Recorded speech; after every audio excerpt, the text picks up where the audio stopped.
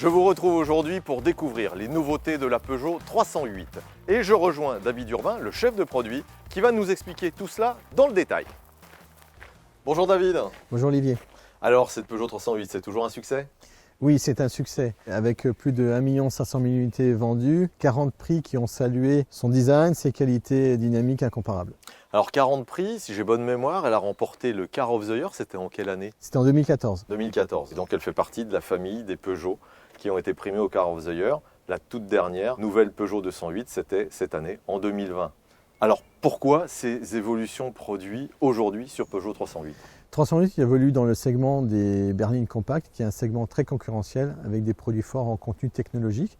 Afin de maintenir un produit toujours aussi attractif, il nous a paru important, pour garder l'attractivité de la voiture, de proposer un combiné 100% numérique disponible sur tous les niveaux de finition. Cette teinte ne me dit rien sur Peugeot 308, c'est une nouvelle teinte ? Elle est inédite sur 308, nos clients l'ont déjà découverte sur la nouvelle 208, la nouvelle 2008. C'est le bleu Vertigo.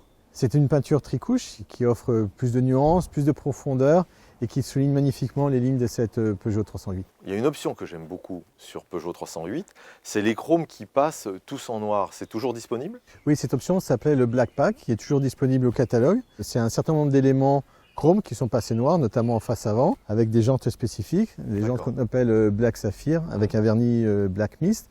Et sur 308 SW, il y avait également les barres de toit qui étaient chrome qui passent noir satin. Et là, on est sur une version GT, c'est ça ? Alors pour être plus précis, cette version est une version GT Pack. Alors GT Pack, par contre, ça c'est nouveau, c'était pas dans la gamme. Oui, 308 inaugure une nouvelle montée en gamme de design, d'équipement. Cette nouvelle gamme sera structurée autour de 3 niveaux de finition, Active, Allure et GT. Et entre chaque niveau de finition, on va proposer des niveaux intermédiaires d'e-Pack, pour proposer à nos clients plus de confort, plus d'esthétisme ou plus d'aide à la conduite. Alors aide à la conduite, tu fais bien d'en parler parce que c'est cher à la marque Peugeot, le plaisir de conduite. Et ce que je te propose, on a 2 Peugeot 308 à notre disposition, eh bien on va les essayer ensemble et puis on se retrouve tout de suite sur la route. Bien David, tu m'entends ? On se retrouve donc au volant de notre Peugeot 308. Alors je vois là devant moi donc le iCockpit digital, on a plusieurs pages de configuration disponibles. Oui, tu as 6 configurations possibles avec 2 configurations personnalisables au choix du client selon ses préférences. D'accord, et donc je peux les sélectionner avec un push sur mon volant. Oui, le push qui est situé à gauche du volant avec le petit icône reconnaissable. D'accord, très bien. Alors au niveau de l'écran central, il y a eu des évolutions parce que j'ai l'impression que quelque chose a changé. À l'écran tactile, on a apporté un effet brillant, dit glossy, qui apporte plus de modernité au Peugeot iCockpit désormais digital et qui est en cohérence avec la dalle numérique haute définition. Alors on n'a pas parlé encore des moteurs sur cette Peugeot 308, donc ta gamme moteur aujourd'hui elle se compose de quelle version ? Alors ma gamme moteur est à la fois essence et diesel bien sûr. En essence 2 motorisations, un PureTech 110 en boîte de vitesse manuelle à 6 rapports, un PureTech 130 qui est disponible à la fois en boîte de vitesse manuelle à 6 rapports et en boîte EAT8. Quant au diesel, 2 motorisations, un Blue HDI 100 en boîte de vitesse manuelle à 6 rapports et un Blue HDI 130 à la fois en boîte manuelle et en boîte EAT8. Donc et en parlant de dynamisme, David, on a toujours une version GTI à la gamme, dis-moi. GTI reste à la gamme avec le PureTech 263 chevaux, 340 Nm de couple et un niveau d'émission CO2 en cycle WLTP contenu, 169 grammes.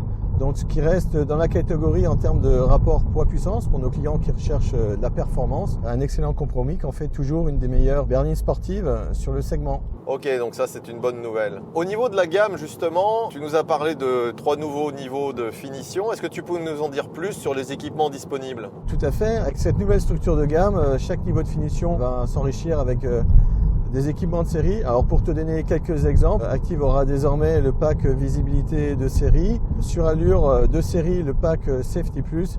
Et à partir d'Allure Pack, 308 bénéficiera de l'ensemble des aides à la conduite dont elle dispose. Merci David pour tous ces éléments, c'est maintenant plus clair. Que ce soit la gamme, les équipements et puis le iCockpit digital. Bon, toujours autant de plaisir de conduite. Je te propose de finir notre road trip et puis on se retrouve à notre point de départ. À tout de suite. Ok, très bien, à tout de suite.